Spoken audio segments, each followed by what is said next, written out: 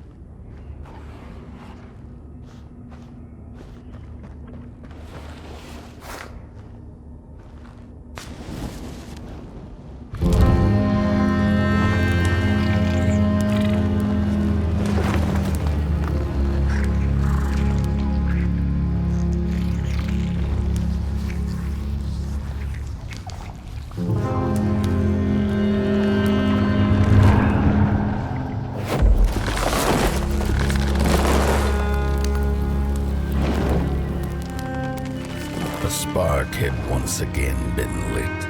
It was told that for the being who kept fire in their heart, all darkness would vanish. Nevertheless, this long night seemed endless and fraught with perils.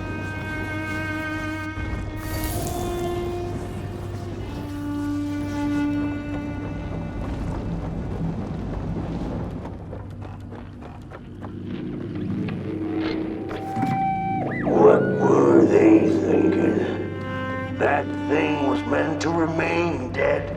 I'm never gonna come out again, no sir. In here it's just me. Lonesome ragdoll with his mask. Alone in that peace.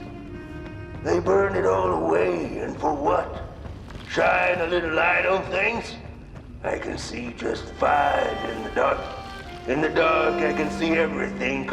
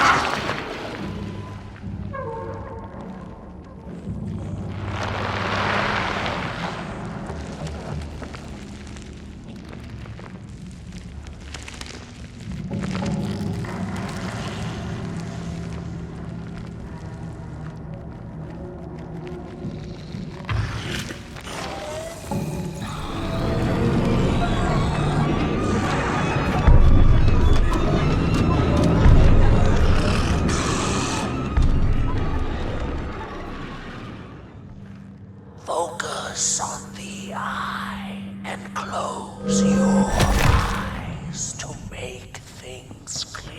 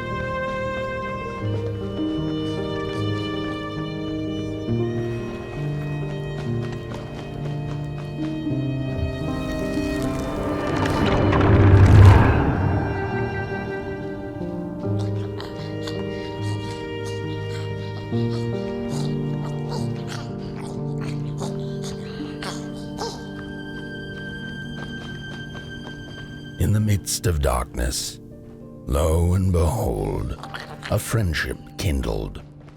The fire that spread with it seemed so small against the vast night sky, small and flickering, but defiant.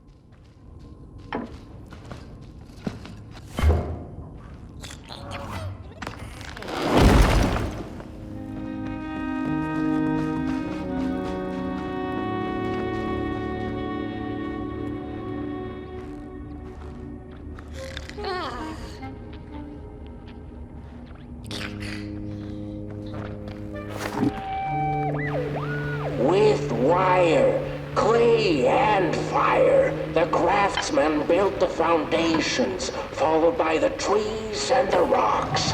And after them came little houses for us tiny ones to cower in. For existence was so big, so vast, that without a roof above one's head, one could have fallen straight into the skies. And yet, with all that stuff, they didn't know what to do.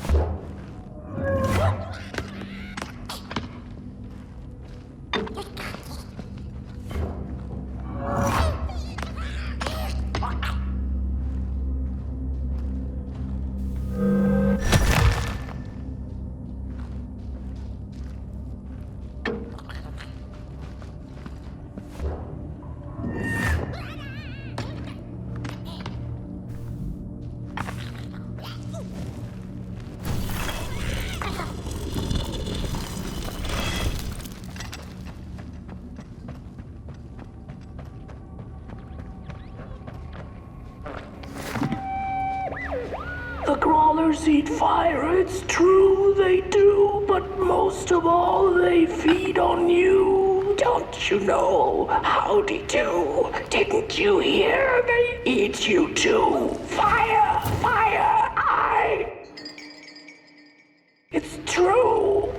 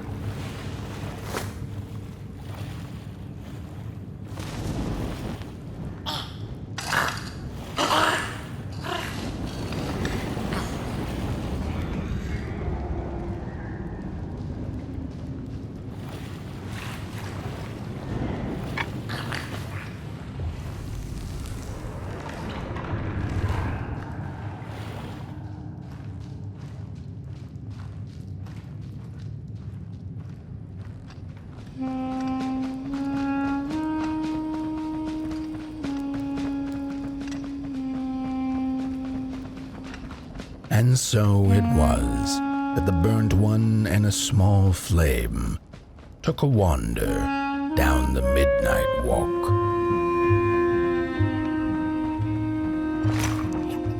In the closing nights of this era, a wandering flame, how rare, a little port boy. This is already the end.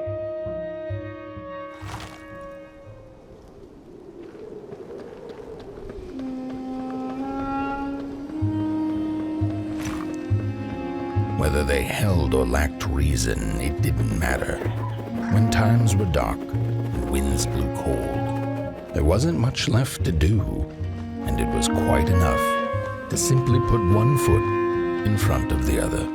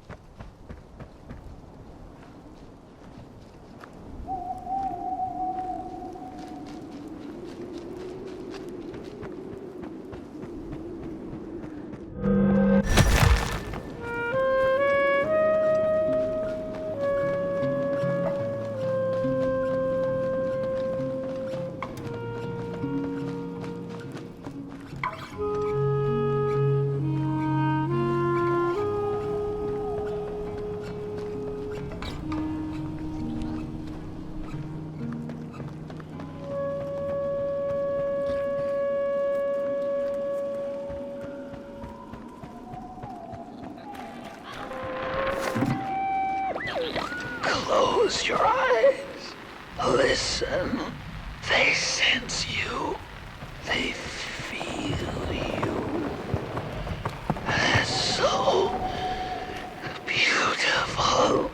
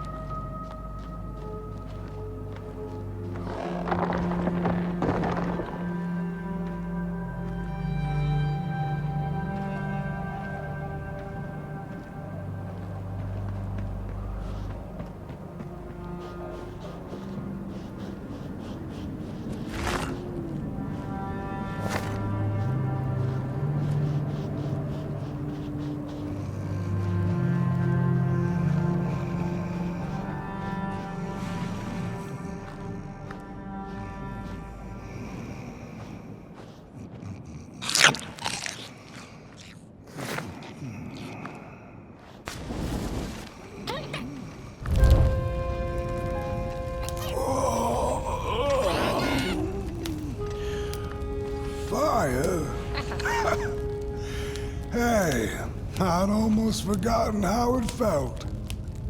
And salutations, burnt one. Fancy meeting one of your kind here. You're the caretaker of this little firecracker? I reckon you must be headed for Moon Mountain. Am I right? Well then, on one hand, it's just a matter of walking down the road. But then on the other, the Midnight Walk has a mind of its own, and a mind to teach its rider a thing or two to boot. So if you are intending to walk the walk, you better... Ah, how's he? Didn't see you there. So glad to see you back on the move. And as I told you, it ran away from its owners. It's been waiting for the right passerby ever since it ended up here. Well, Mac, don't let me keep y'all. See you down the Midnight Walk, and burnt one. Wherever you end up this long night, keep that fire alive. It's really all that matters. Don't take my word for it. Just see for yourself.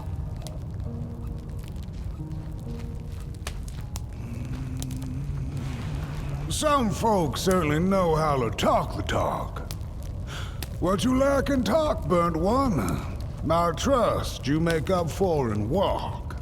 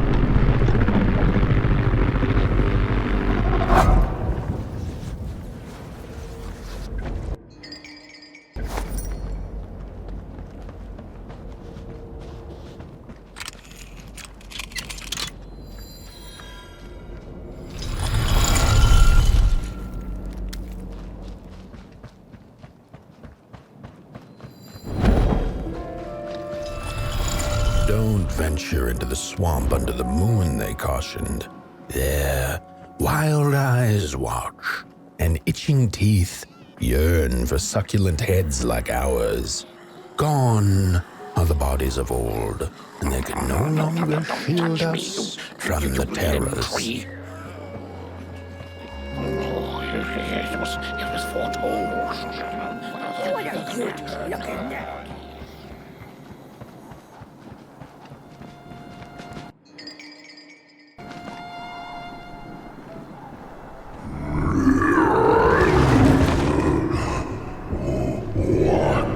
What is this? Somebody approaches Nobodyville? Your wretched limbs an affront to nobodiness.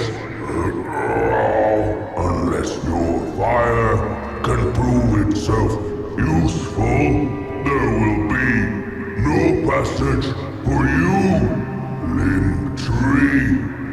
Go away.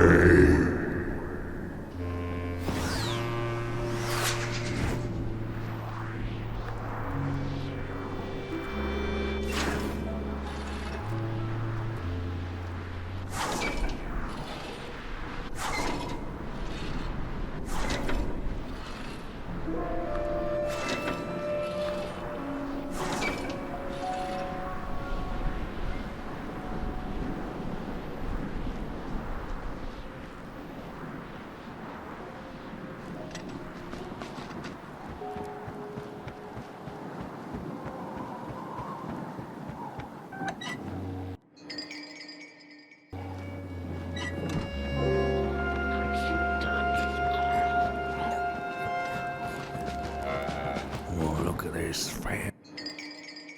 No! My stick! Give it back! No! Oh, my stick! My favorite stick! Oh.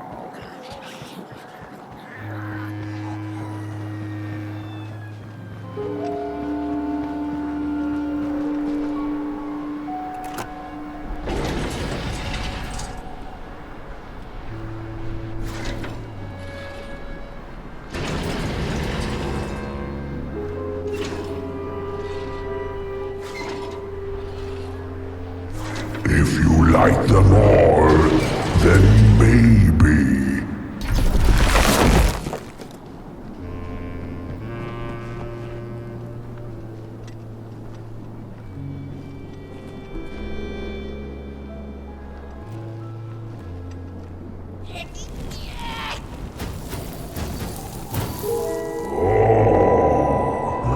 The candle candles have not been lit since before the great beheading. Now fire is back. Maybe fire can help us with our Molgrim problem. The headmaster will decide. Enter, then.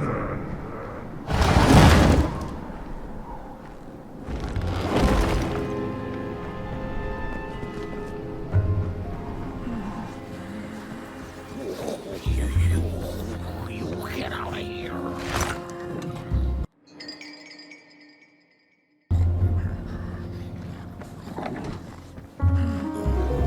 We don't take kindly to somebody's walking around here with 2 feet. Ooh, look at those 2 arms swinging around. Disgusting.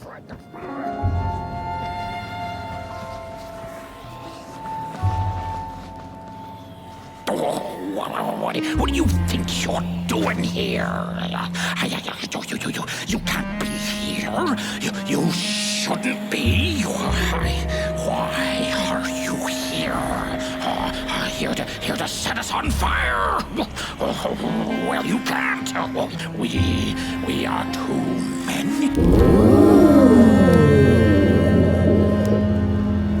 True fire. We nobodies haven't been graced by its warmth since the bodies were banished. They used fire for war. Now once more, the somebody disturbs our peace and sets fire on things with its tiny fire devil. You must leave at once. Leave or face our...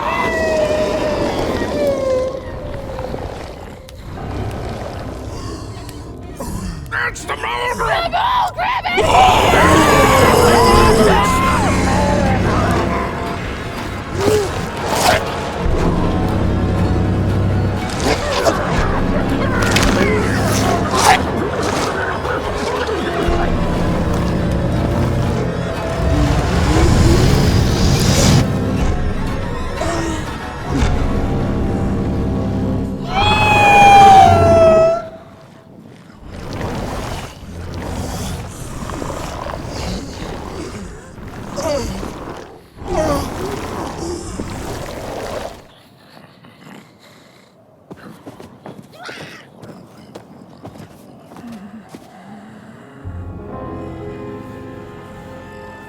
I guess I'm the headmaster now. As you've observed with your own head globes, we have a problem. It is called the Molgrim. The Molgrim. Recently she has become bold, moving ever closer to Nobodyville. You should help us get rid of her. Yes, get rid of her. Tame her, just make it stop. And by the powers suddenly vested in me, I will, shall grant you passage through our fair Nobodyville. Here, take this.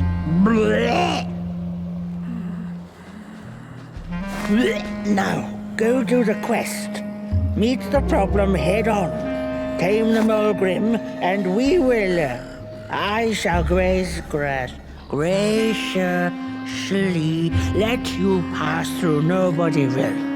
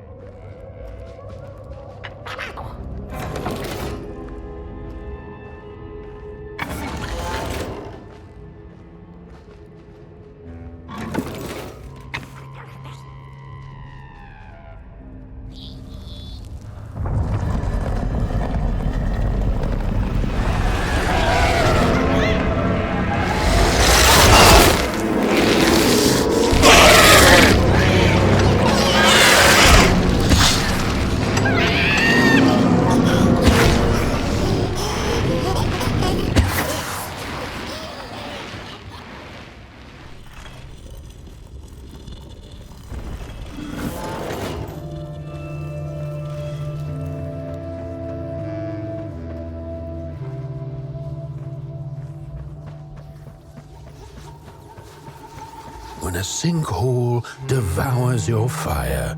Give it up or dive in after it. An old swamp saying.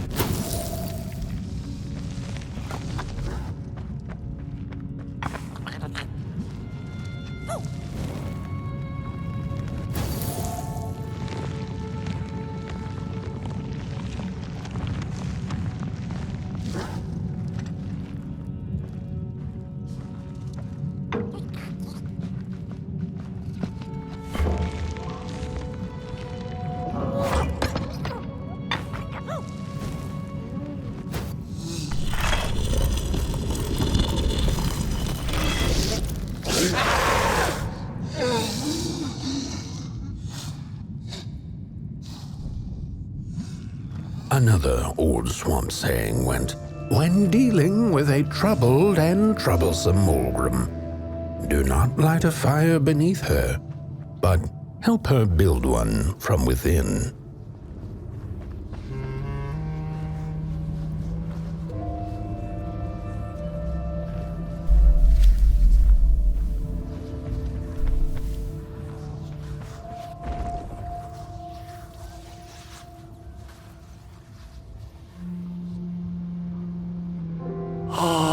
My neck hearkens the anguished howls of the Molgrim, and the bitter patter of feet.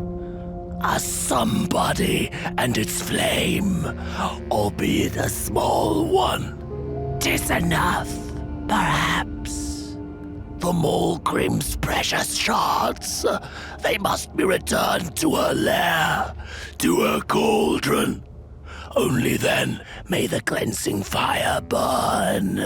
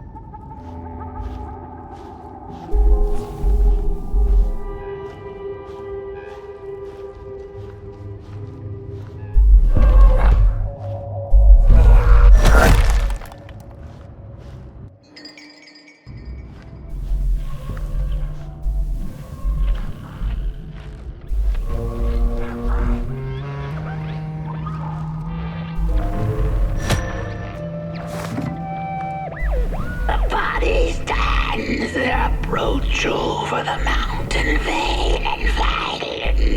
We ragdolls observe, we record, and remember. Their faces laugh as they do not know what the short and yearning nights behind. His hands will tell. We put on a last sweep of horror, and we put up.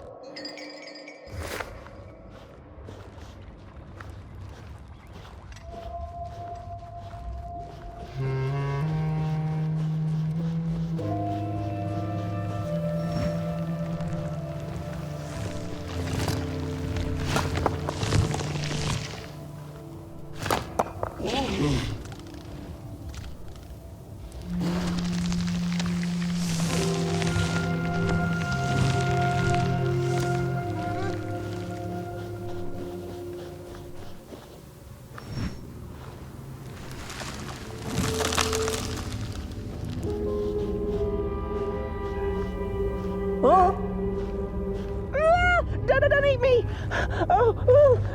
Well, if you're not gonna gobble me up, then can you maybe take me away from here? Please? Somewhere closer to Nobodyville and away from here. Get me out of this neck hole, please! I'm begging you on my bare chin, and I'll pay you for the effort.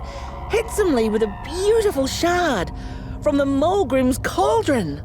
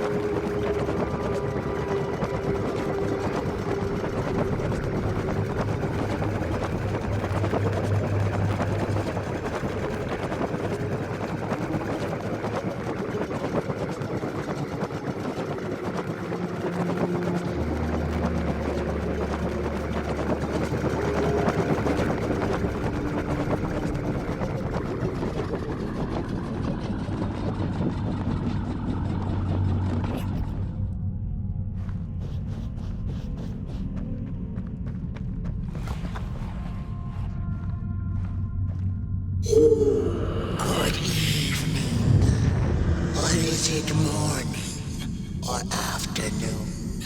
Hard to tell without a sun, isn't it? No, it is most certainly night, or Moonbird's hooting wouldn't make sense at all.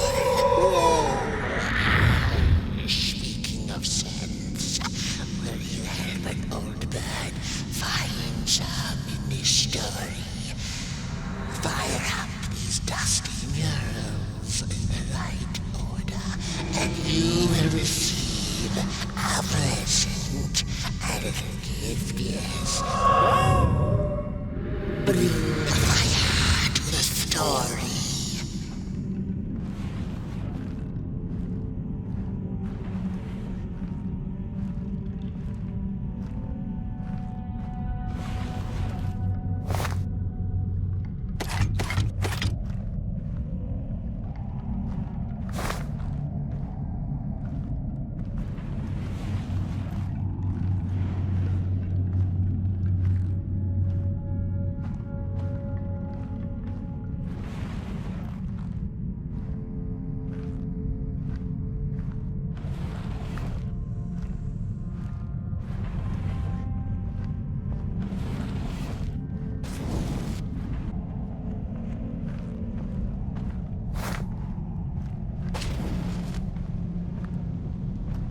Once upon a time, the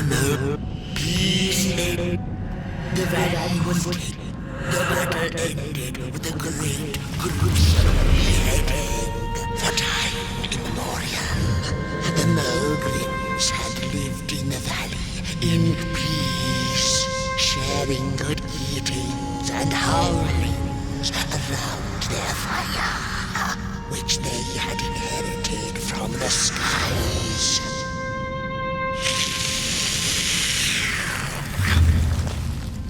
Then one terrible night came the violent somebodies. They hunted the Molgrims for sport and took their fire for themselves.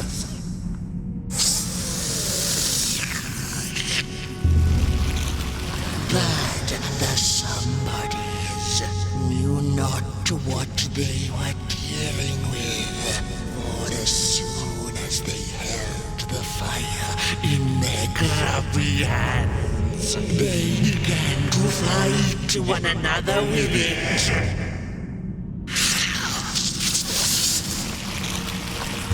To save themselves from themselves, the cunning heads turned on their bodies and organized a great building. And so it was that somebodies became nobodies, and the bodies were exiled. A time of peace would ensue, or so the headlings thought.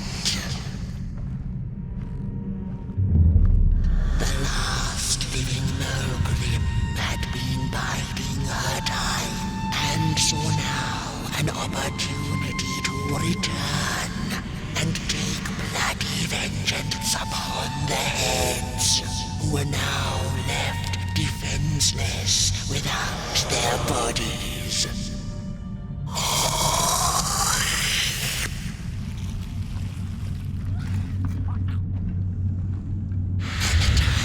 The Molgrim begins anew. A storied meal indeed. Moonbird thanks you for feeding her and proudly upholds the promise. A gift. A shard from the Molgrim's own cauldron. It looked so shiny in the moonlight. Moonbird simply had to take it.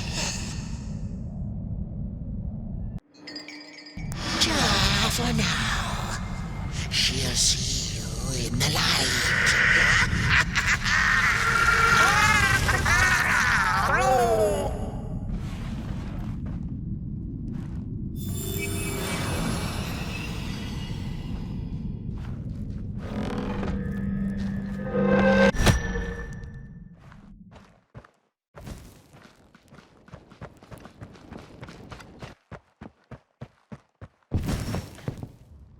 The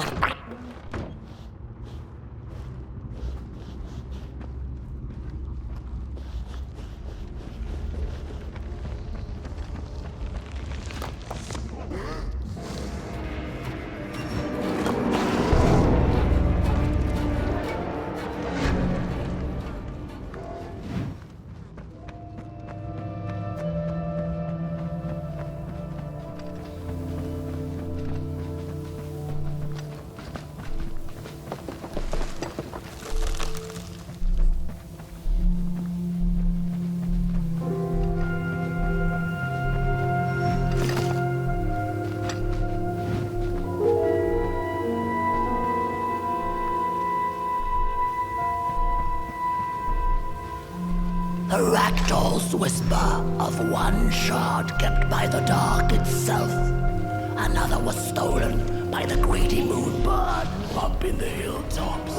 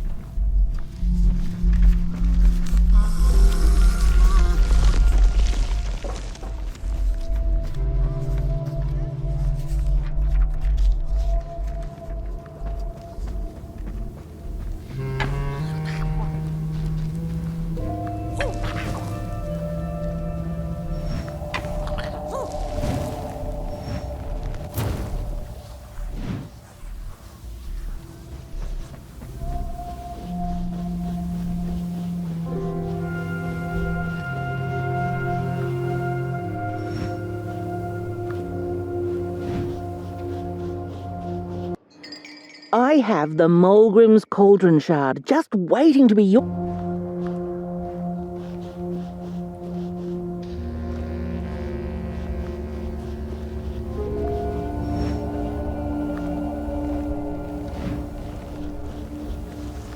Watch out!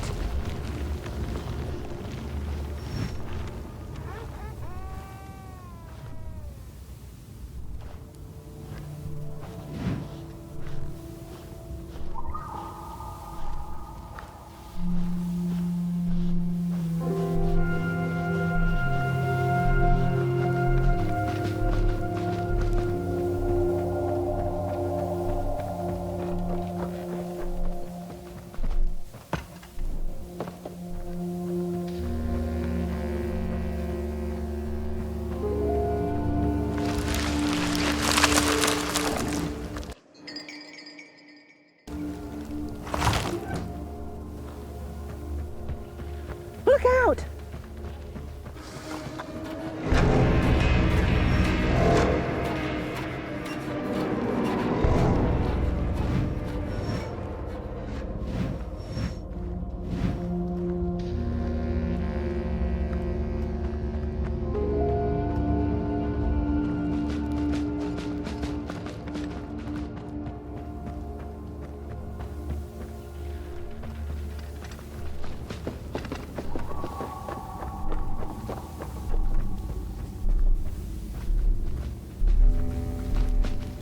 She's here!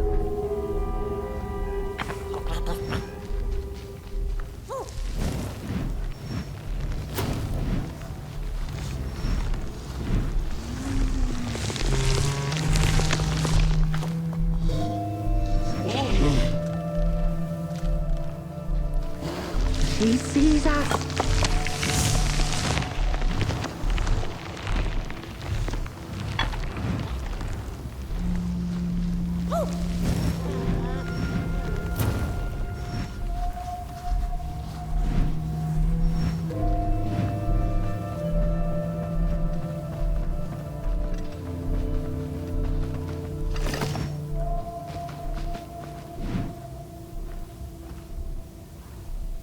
Phew, thanks for saving my neck.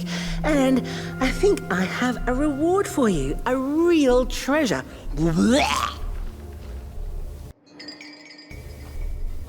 There you go. One of the 3 missing shards from the Molgrim's cauldron. Yeah, I stole it. Oh, I thought I could maybe buy me some kind of ticket away from, well, everything. Start anew, you know? A good head on a pair of healthy, strong shoulders. Eyes on the horizon. Gosh, the horizon. Do you know I haven't seen it once since I lost my body? I really do miss my body. It's a real shame when you think about it, you know? The things that we do to ourselves, to one another. What we did to her, kind. All in the name of some sort of control. It doesn't make sense. Anyway, I guess I'm sad. Sad and sorry.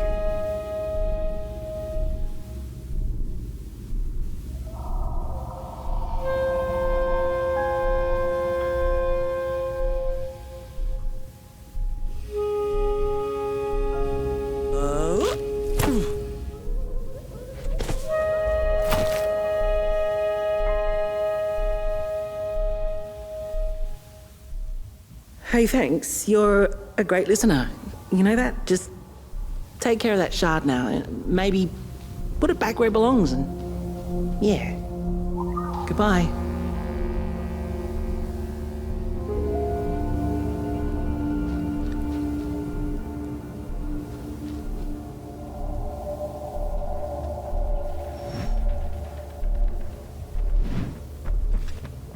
It's easy to lose one's head when everything you love is either gone, broken, or dead.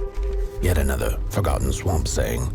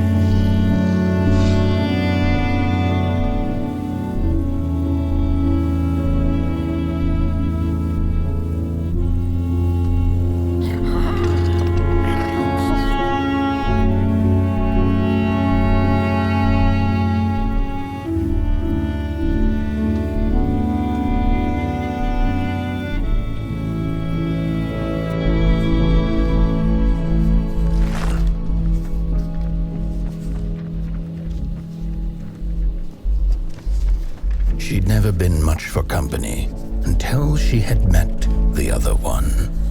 He had shimmering scales, an appetite for life, and carried a faint scent of rotting leaves she found irresistible.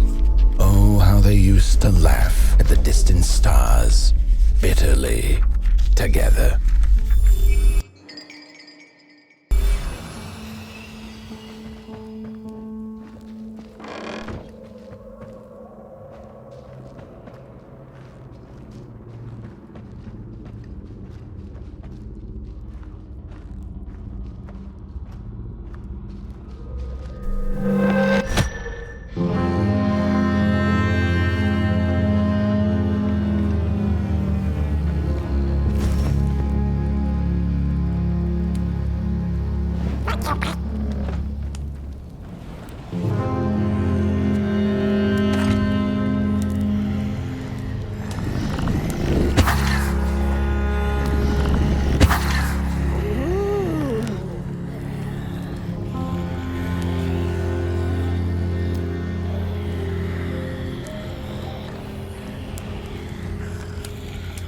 The howls of the Molgrim have gone with the wind, and our headaches settled into gentle throbbing.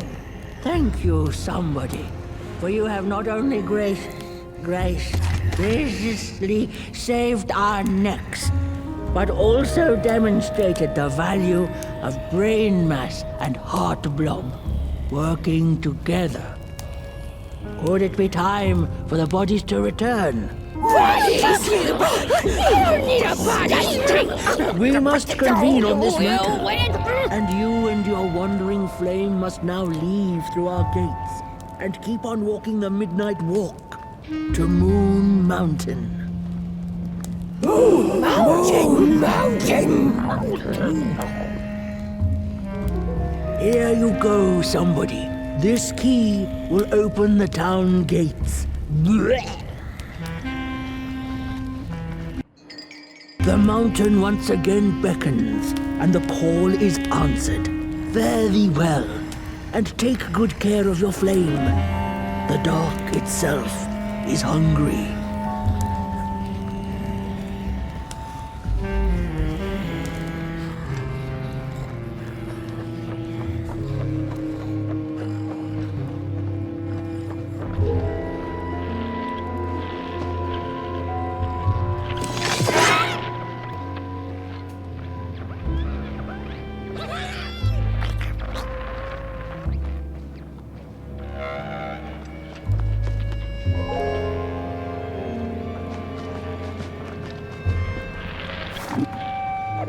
Mind over body! Mind over body!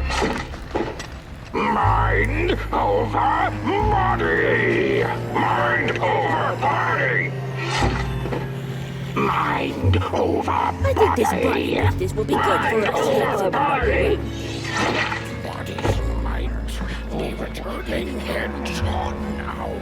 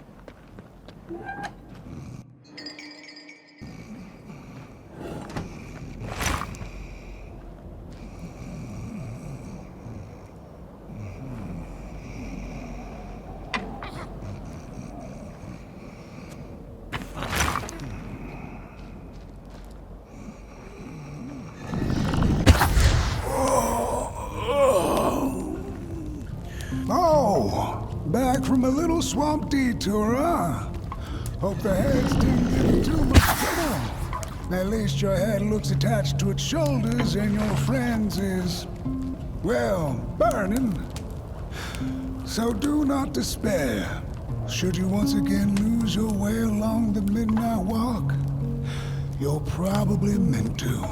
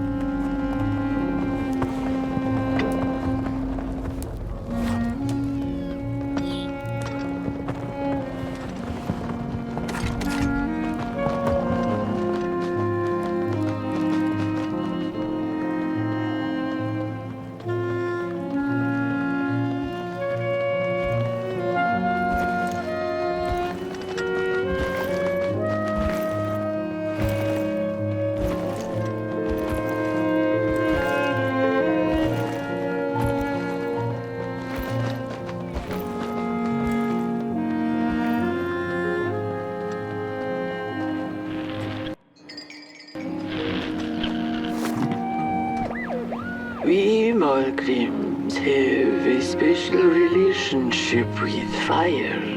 We do not cook over it. We do not shed tales around it. We care not for its warmth. Ours is a different connection entirely. Fire is our window to truth and into the world beyond clay, to which we must return. We are noble.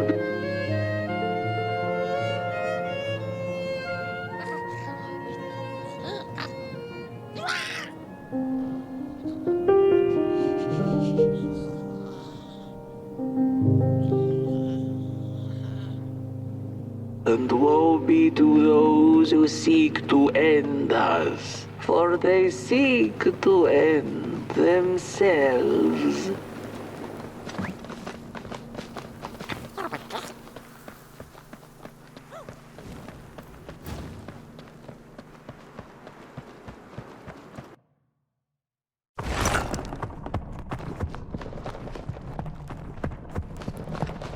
Dreadful was the day when the sun vanished. The waters dried up, birds went quiet, and the dark itself seemed unchecked into the Nobodyville as the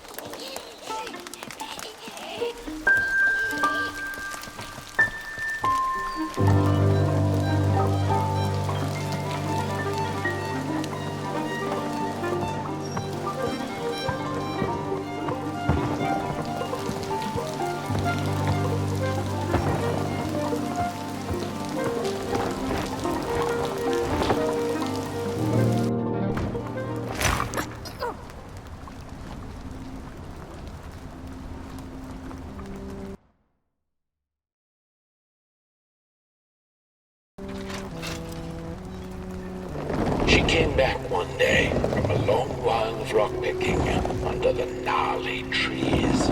Usually the Merkel had been fond of fall and the refreshing cool of winter, but this time it had been much too long for her taste. Even the sun seemed tired, and she had all the rocks she needed, so she decided to treat herself to a long nap.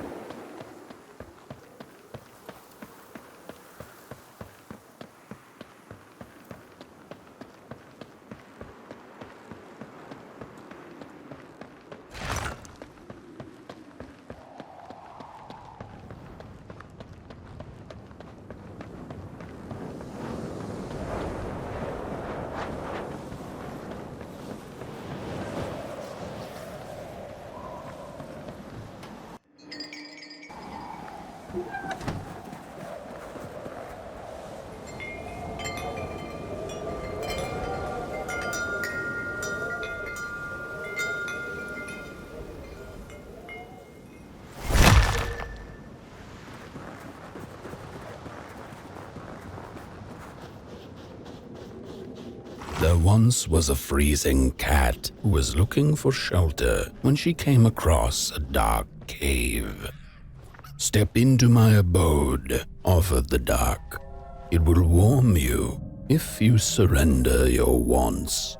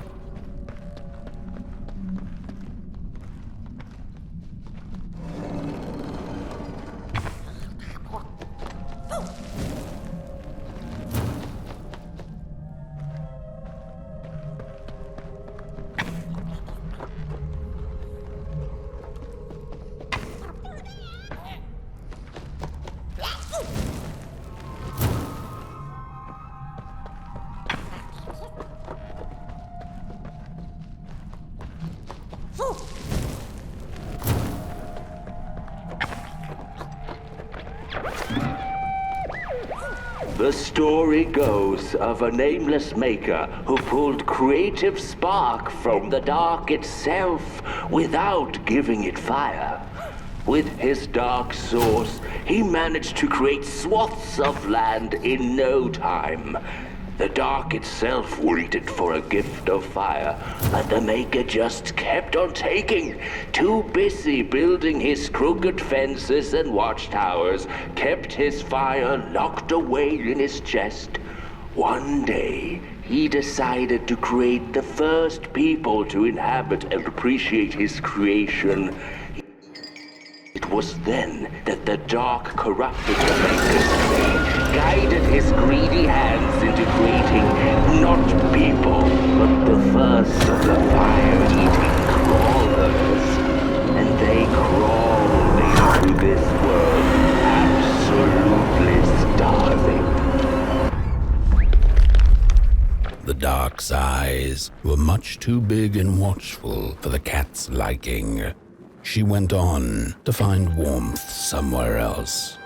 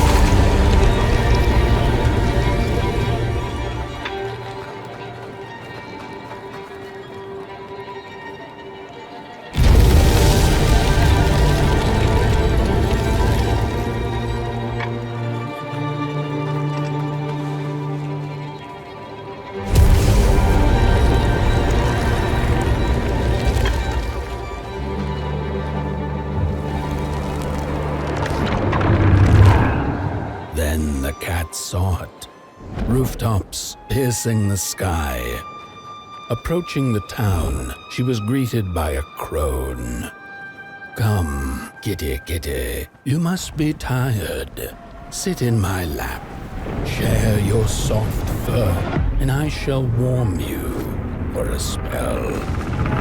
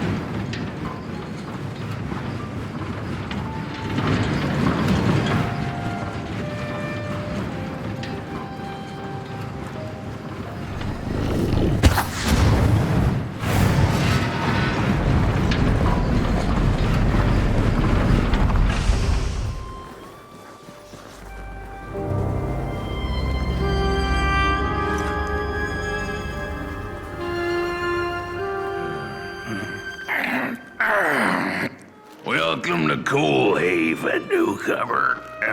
Good to see you flame in these parts again. I'll be your guide tonight. This furnace here used to run on coal and fire, don't you know? But a thief stole all our matches, wasted them in greed, you see. Now the ghost has come to smite the wicked and punish the thief who killed us. Well, I guess that's it. That's a tour on the house. There's a bone right there in the snow. That ain't no place for a bone.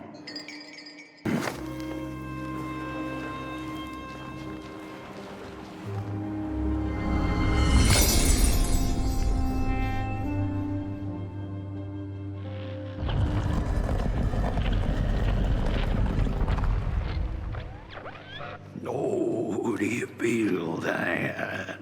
Something's changing. That furnace was the soul of the city. We used to worship it, us coal miners did. Fed it trees and fire like it was a hungry, angry god. This broken body's going nowhere, but yours is. Walk the streets.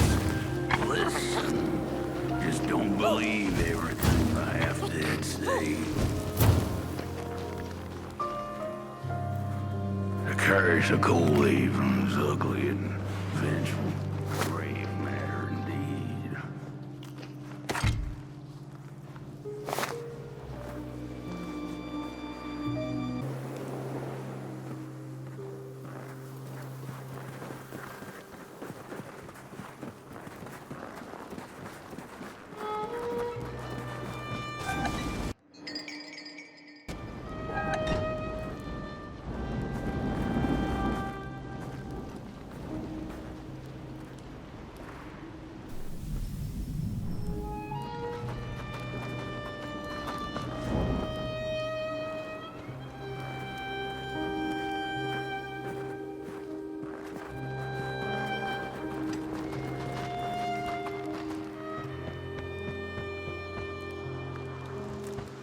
The cat didn't like the crone's crude pettings.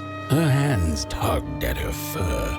"Now, rest still," the crone said as she pulled out a crooked knife.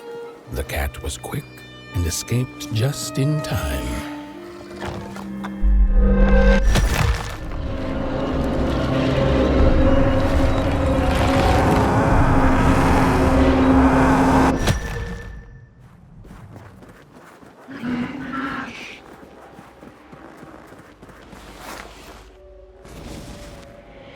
Listen for the bone.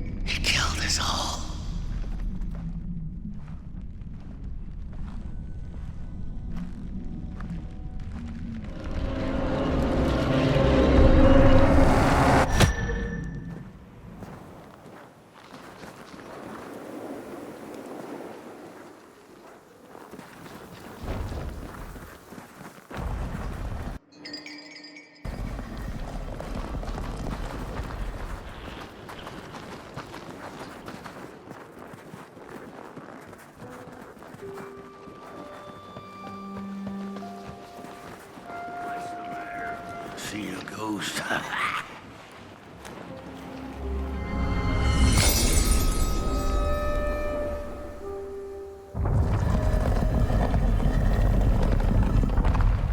The thief loved the stars. Would have plucked them out of the sky if it were possible. But the dark itself stole her stars, turned the thief's sky as black as a cup of joe. And so the thief began to steal matches and lit them, hundreds of them, like little stars of her own. The crooked path to the house on the hill lies open. You hear the scream. There's a lonesome house and cool even upon the hill. A house of fire. We don't go there.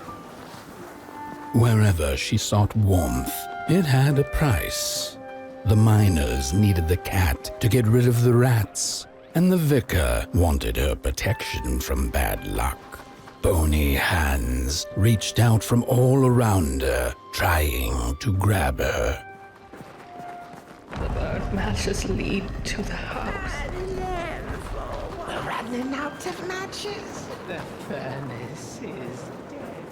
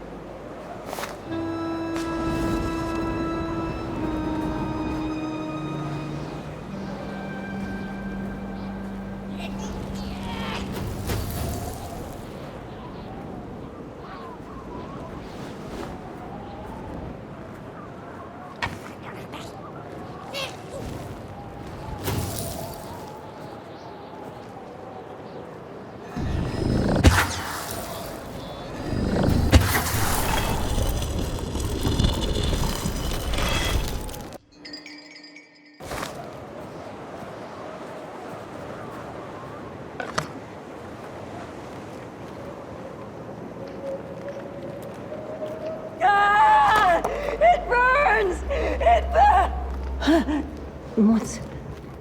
Oh, this isn't my body. The fire, did we snuff it out? Where's... Did I save them? The house. It's ruined. Well, it wasn't supposed to go down that way. They locked the door, threw the key into the woods. Huh. There was so much anger, and now there's nothing. This body is so uncomfortable.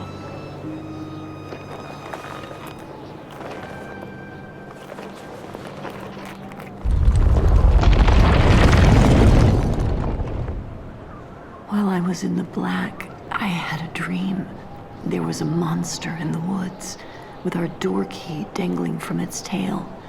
I ran, tried to chase it, grab the key, and when I did, the creature turned around, and its face, it was the face of this whole town.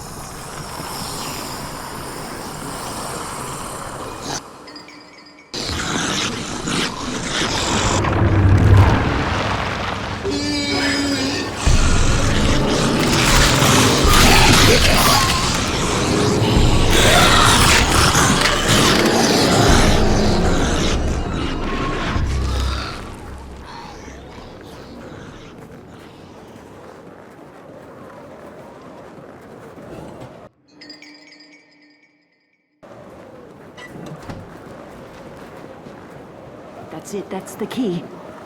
Unlock the door.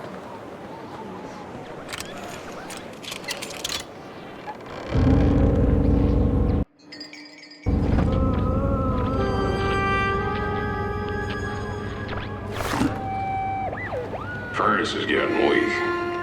Council says we're running out of matches. We'll have to The harvest cat felt as if the walls around her were growing taller, the alleyways narrowing. Turning a corner, she bumped into a girl sitting in the snow. In her bony little hands, a lit match. Just a match. "What do you think of my star?" the girl asked. "Isn't it pretty?"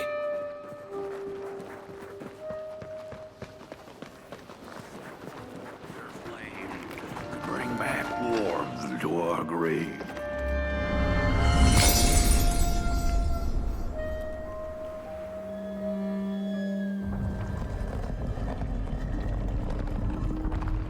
With no matches left, we couldn't light the furnace. And the thief paid a terrible price for her burning greed.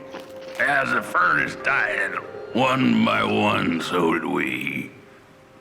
But before we perished, the dark itself moved into our hollow husk, turning us cold and wicked. If I had a heart, I'd feel great shame for what we did.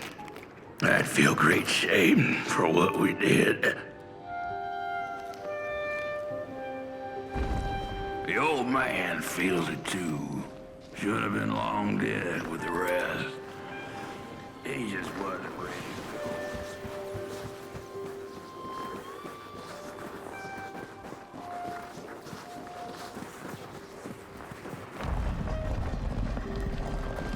We killed Bobby. No rest for us after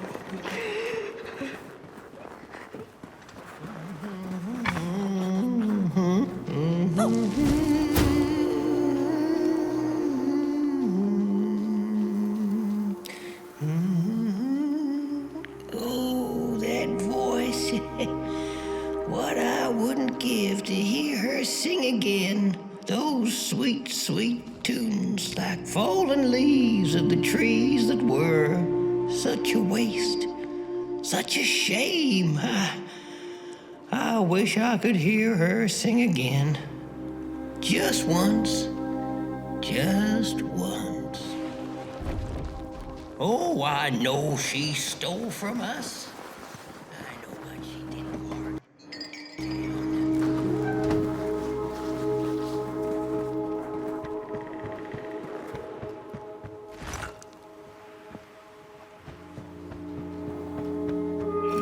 I ask, pray, beg for silence of the dead. But what does darkness give? A singing head.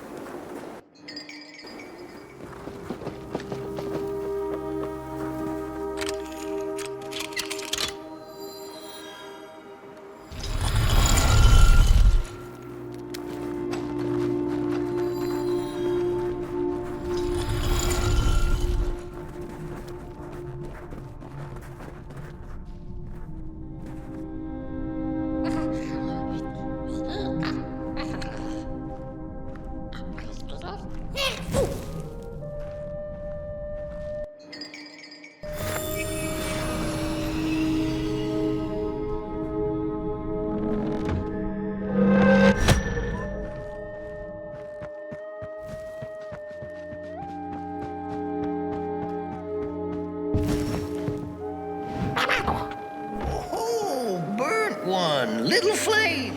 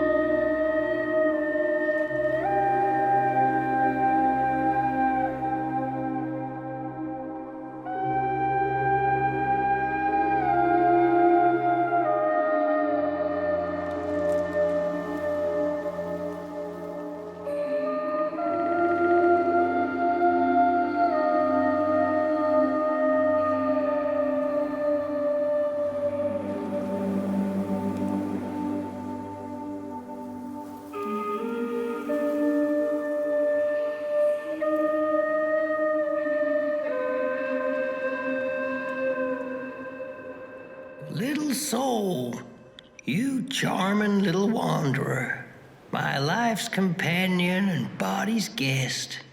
Where are you off to now? I don't know what I thought would happen.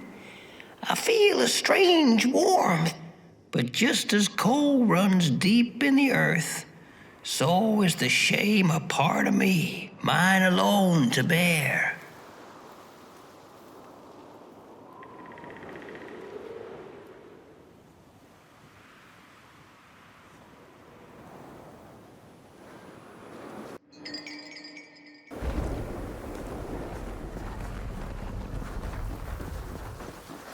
The girl offered her burning match, her last star, but the cat could tell she needed it all for herself. Grateful for her unconditional kindness, the cat left her to her ghosts.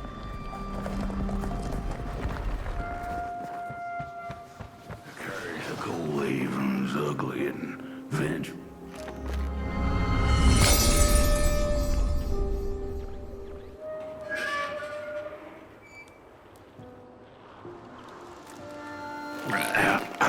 The door to the flame is open. It's already there. You just haven't lit it yet. Now, if you don't mind, a little spark.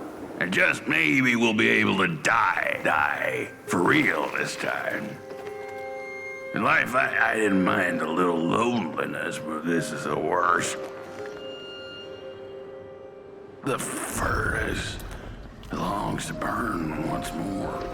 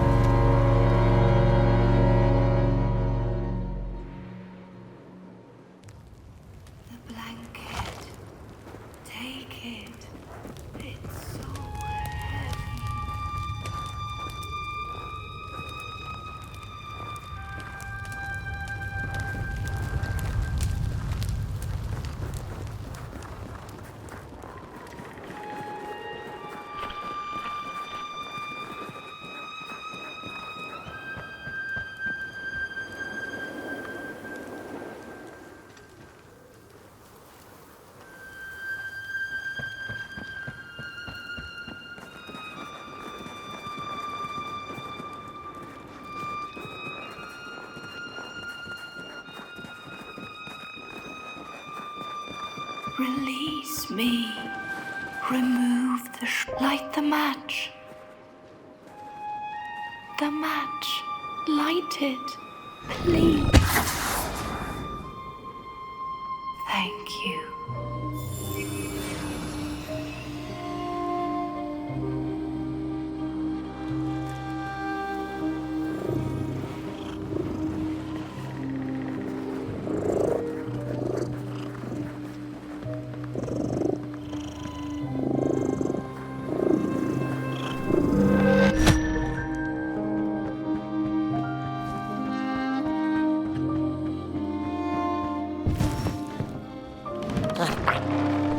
The cat finally settled in front of a giant burning furnace. In its bright flames, she could glimpse a dark future. This did not matter to her, for now she was eternally warm and at peace.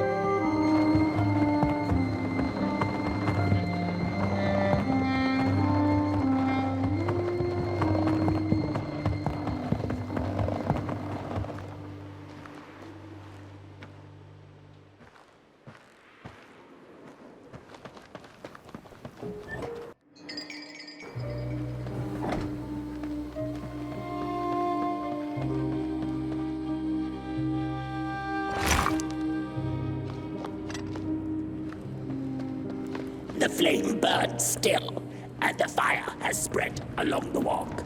The gold takes its toll, and Podboy's flame flickers. But it is still enough for the climb to Moon Mountain, to light the final fire. The road always leads.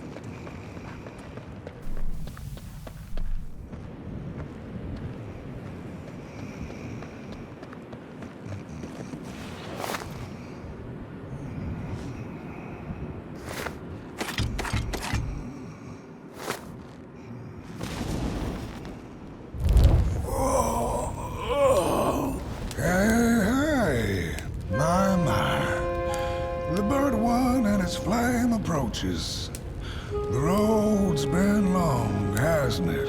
And it just keeps on going, don't it? Why don't you rest here for a spell? Change is in the air. Warm winds coming in from Coldhaven. I trust you're not pushing that little flame of yours too hard. He is mighty, no question about it. But between you and me, he still has a ways to go until Moon Mountain. Ah, heck, it ain't my place to tell you how to tend your flame. I'm sure you'll be fine. You'll be just fine. Ah, to feel at home wherever you walk. How's it? What a friend to have on the road, huh?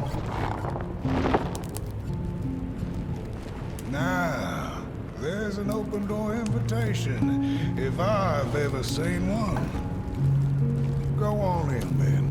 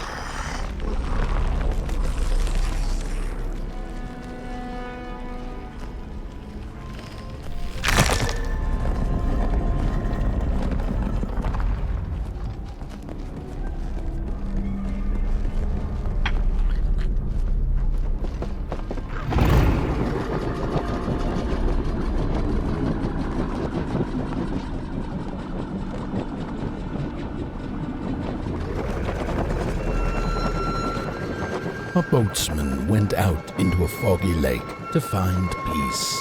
Then, out of nowhere, came another boat that bumped into his. He cursed whoever was on the other boat, but when the fog cleared, he discovered that it was, in fact, empty.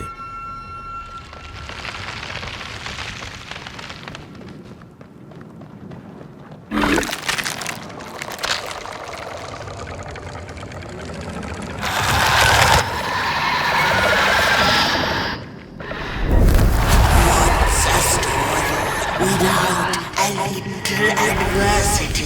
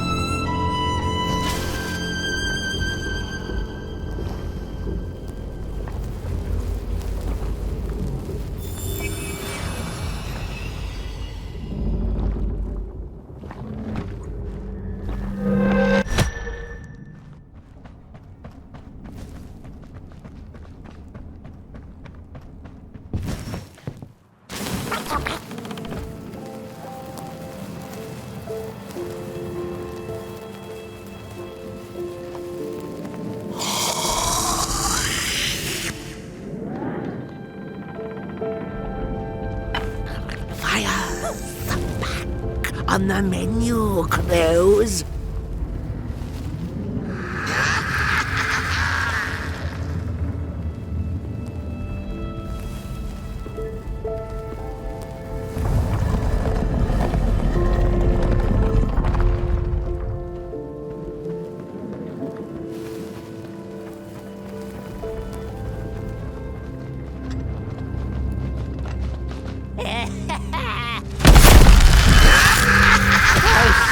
you not to crawl closer, Moonbird.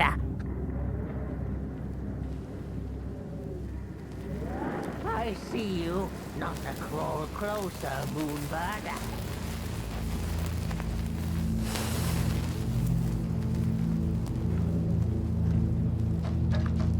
Everywhere.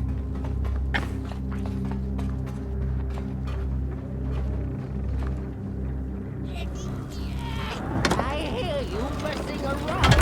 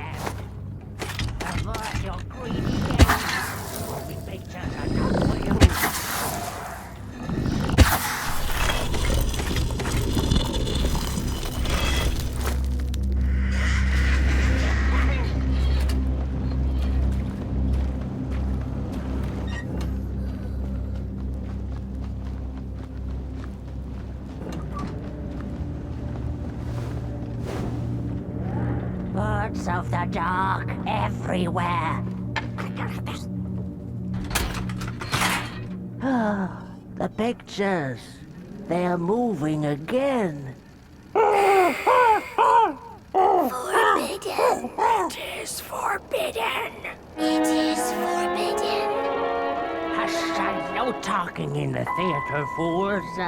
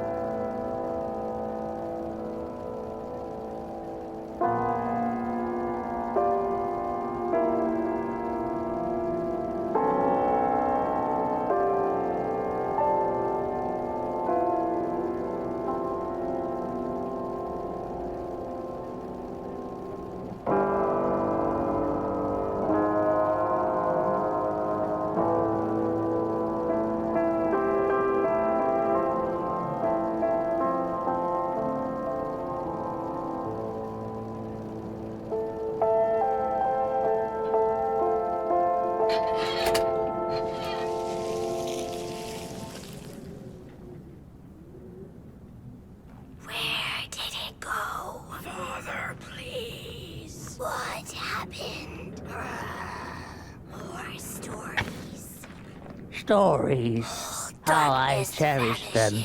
Real as clay, as palpable as the midnight air. All we have left once the dark has taken the last campfire from us. The projectors tell a story of failure. The craftsman projects it onto his creations. He keeps building without love for his craft. He needs to see it. Well, yours might not be a movie I would watch, but a story is a story.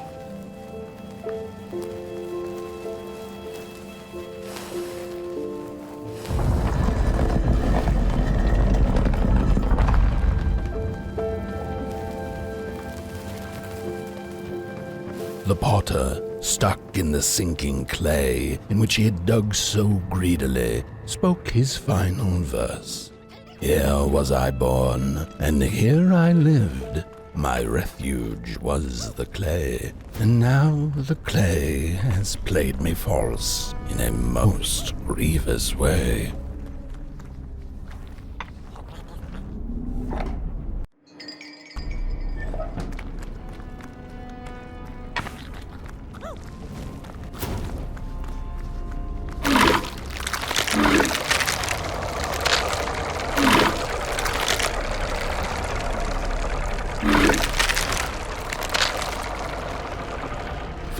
Blind explorers discovered a sleeping beast. Each of them touched it and described it to one another. Its skin is coarse, said one. No, its ears are big, exclaimed another. The teeth are its most prominent feature, declared the third. Who was right or wrong mattered little, as the beast awoke and ate them all.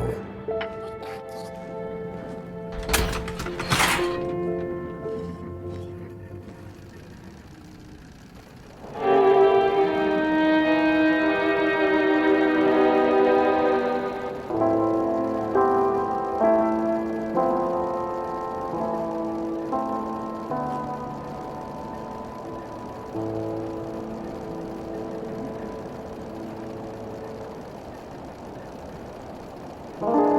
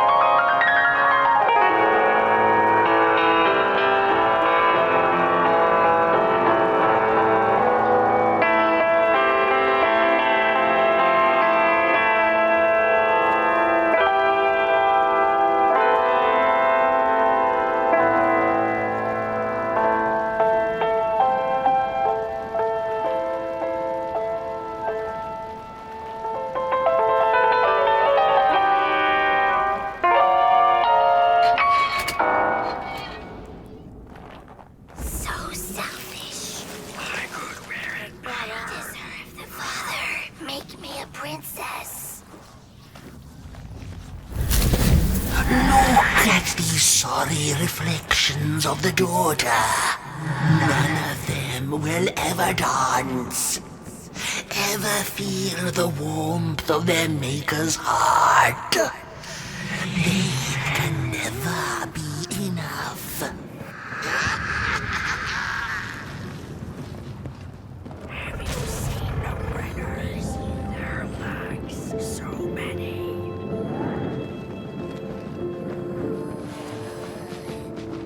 After years of searching for her son, the weaver was convinced she had lost him to the dark. One night, there came a knock upon the door. "It's your son," said a voice. "Please let me in."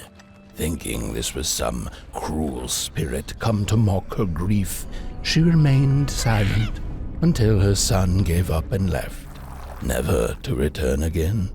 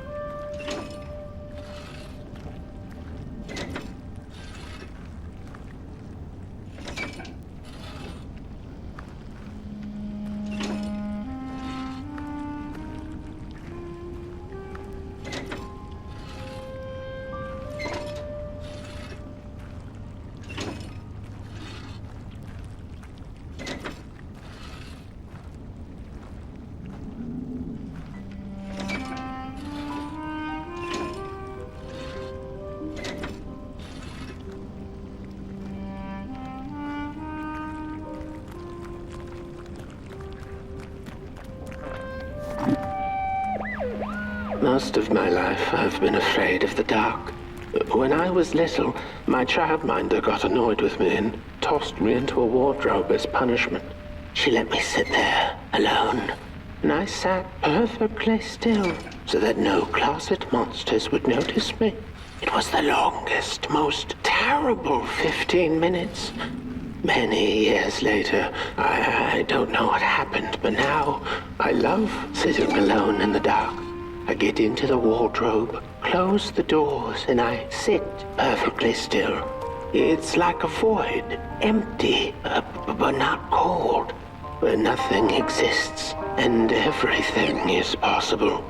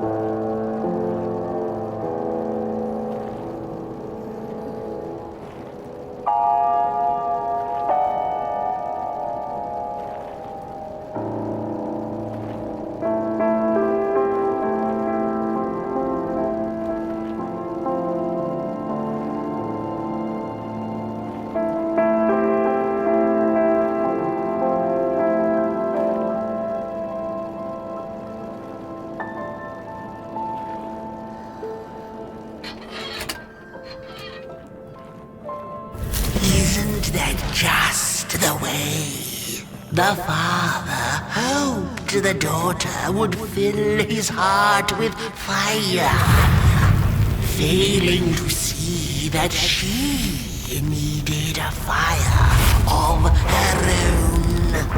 His princess danced away, and he stayed behind, cemented in his ancient groove. The heart never sated, always craving for more.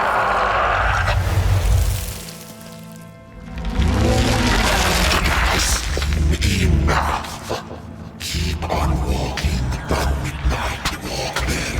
Don't run all the way to your infernal doom. She will be there to gobble up the embers.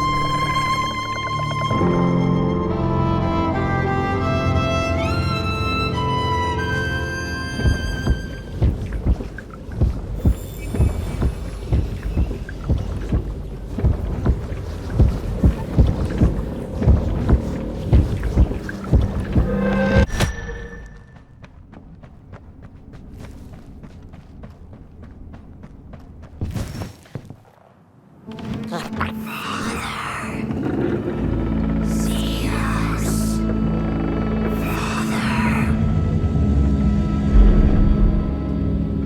Thank you.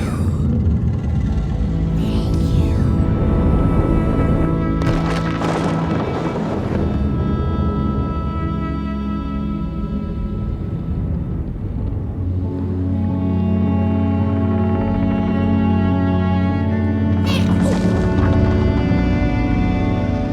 Where is he going? The Midnight Walk. The Midnight Walk.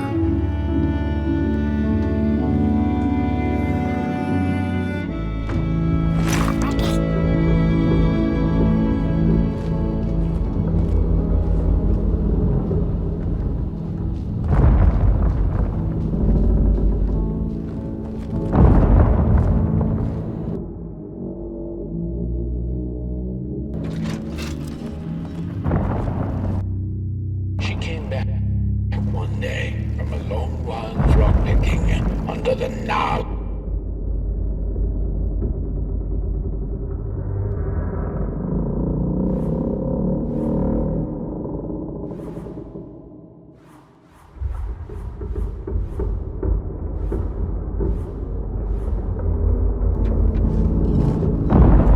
There was one star out that night, and it glowed a cold red.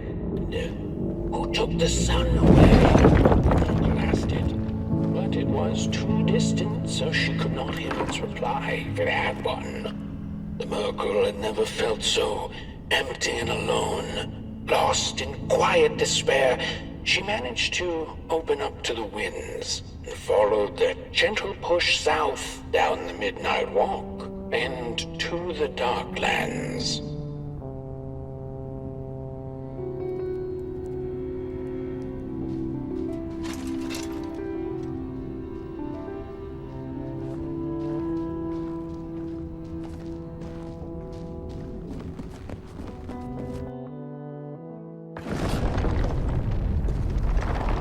The Wanderer asked the craftsman, "How do you make such perfect sculptures?"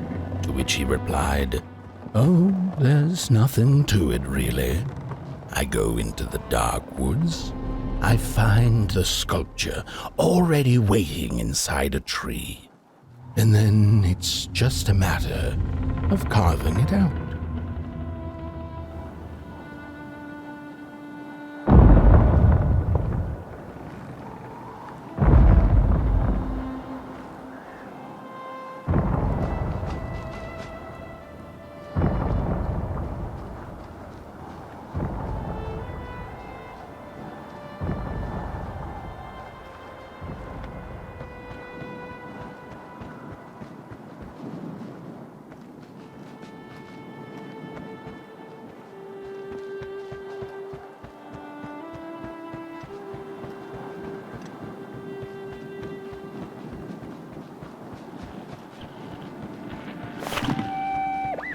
When I was a child, I exchanged letters with a monster in the woods. We were best pals, and we shared all our secrets with each other. One day, my sister told me that the monster wasn't real, that she'd written me all those letters to play a joke on me. But the joke's on her, because I knew the truth about the monster in the woods, and we exchange letters to this day. Hark! Not very far now. Not very far. The flame longs to be free. Caged, it cannot truly burn. How beautiful. How tantalizing. It is simply the way of fire. It is what it is.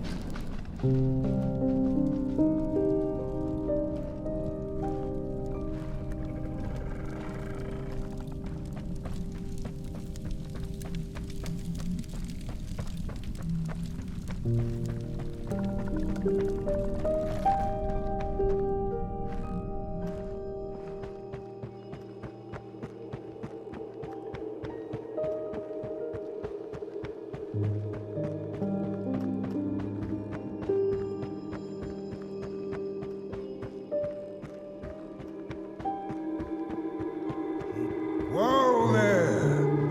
You look like you're about to move a mountain.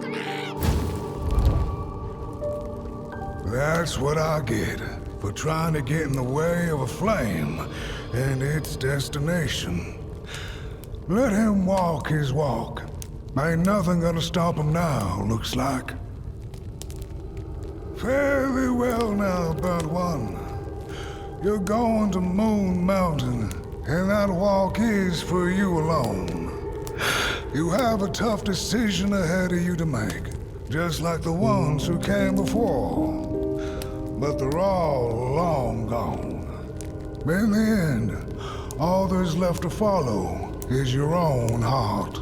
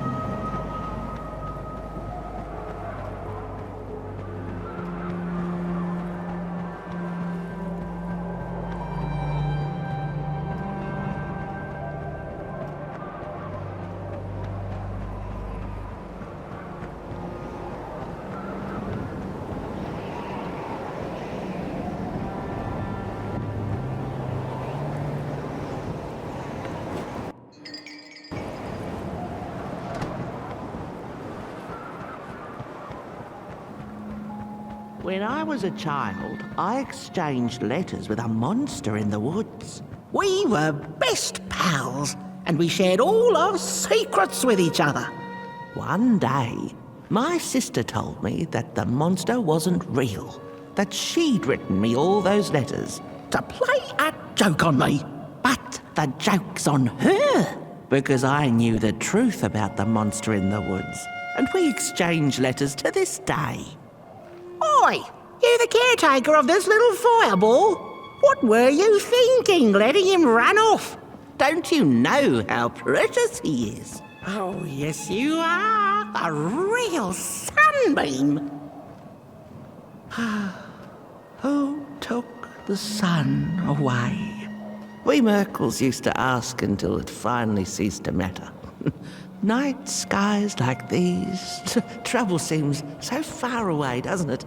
I mean, isn't this just exactly my point? I used to be afraid of the dark, so much so that I became obsessed with these huge electric lamps left behind by the craftsmen of old. Couldn't pry myself away from them. I'd sleep outdoors and under their blinding radiance. One day, I woke up to the noise of quivering planks and nails. And would you believe it was my own house leaving me? It had gotten so restless it grew a pair of legs, took a name and went on a hike. Housey was its name, bless its soul. Houses have no imagination. But I bet it had a grander adventure than I could ever imagine.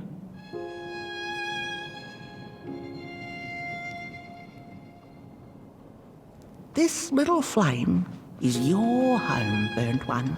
Keep them nurtured and safe, and you'll always find yourself in the right place through the rain.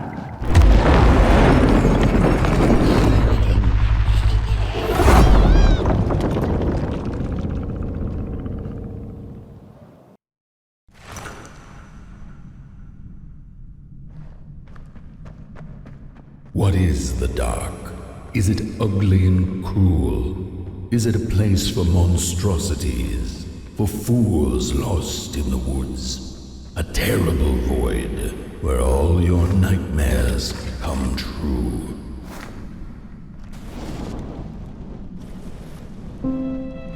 The dark could be a friend, perhaps a space where we might find each other, all of us equal under its cloak.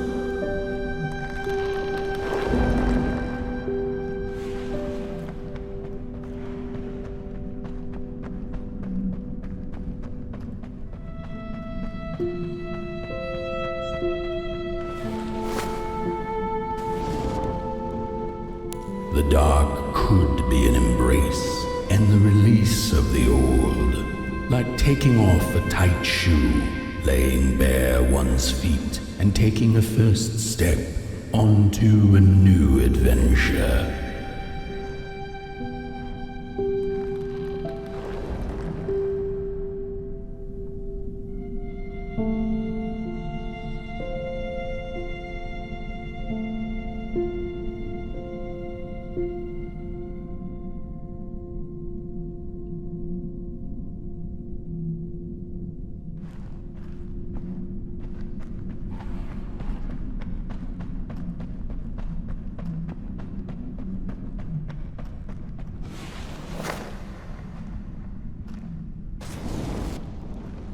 The dark could be a moment of clarity and calm, a break through icy clouds and the shameful stories we tell ourselves that fetter us to the clay and mud.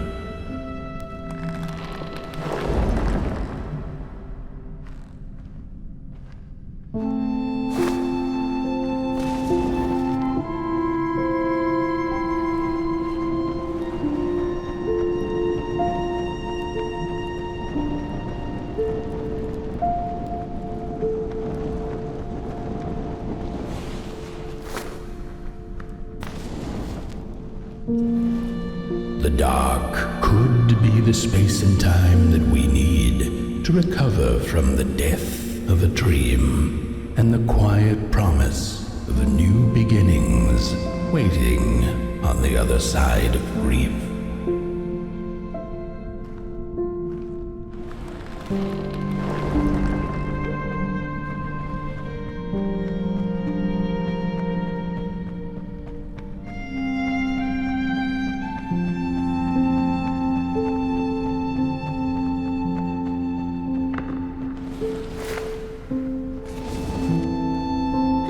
In the end, the dark remains a mystery, its secrets locked away behind the stars. But one can rest assured that it is always there, watching, patiently waiting for us to enter it, with fire in our hearts and with eyes wide open.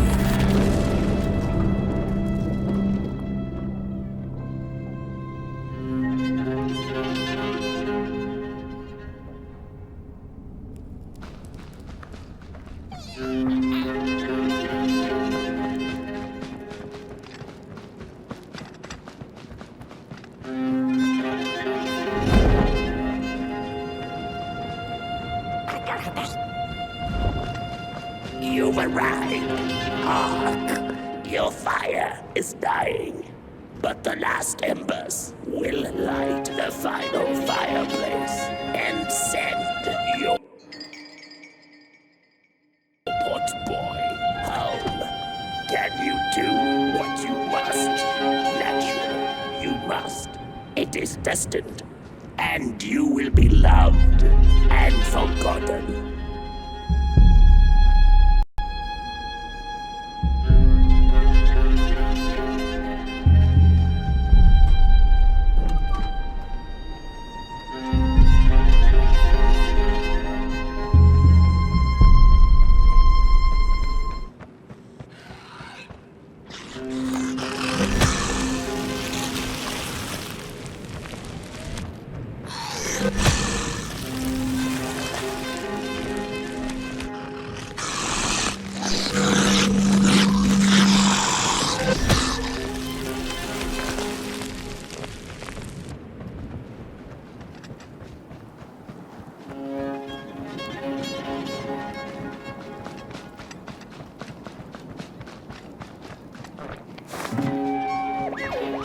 The first two-legged beings did prosper under the first sun, but it didn't matter how much they bathed in its light.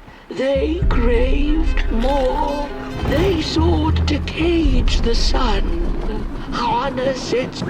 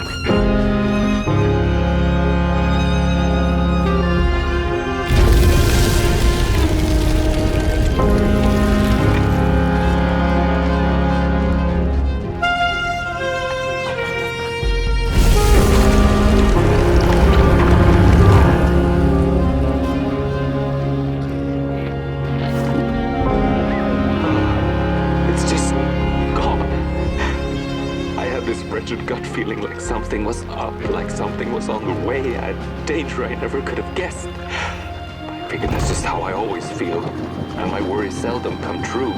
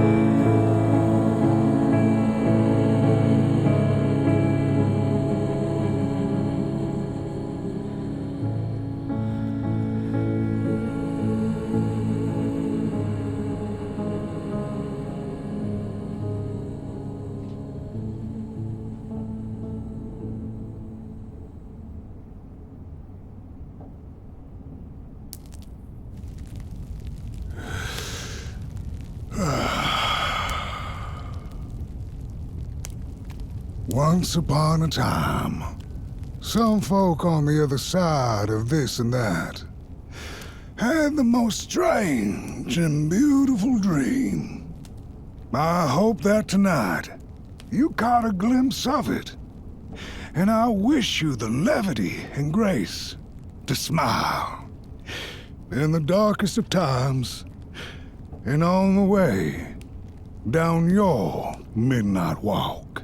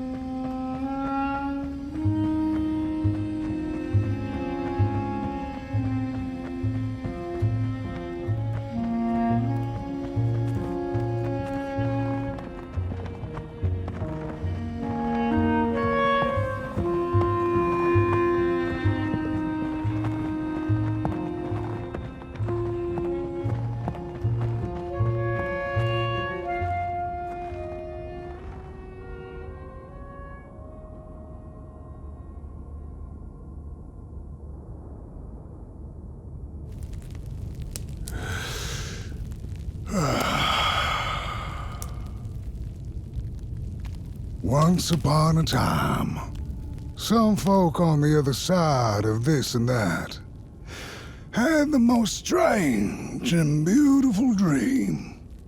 I hope that tonight you caught a glimpse of it, and I wish you the levity and grace to smile in the darkest of times and on the way down your midnight walk.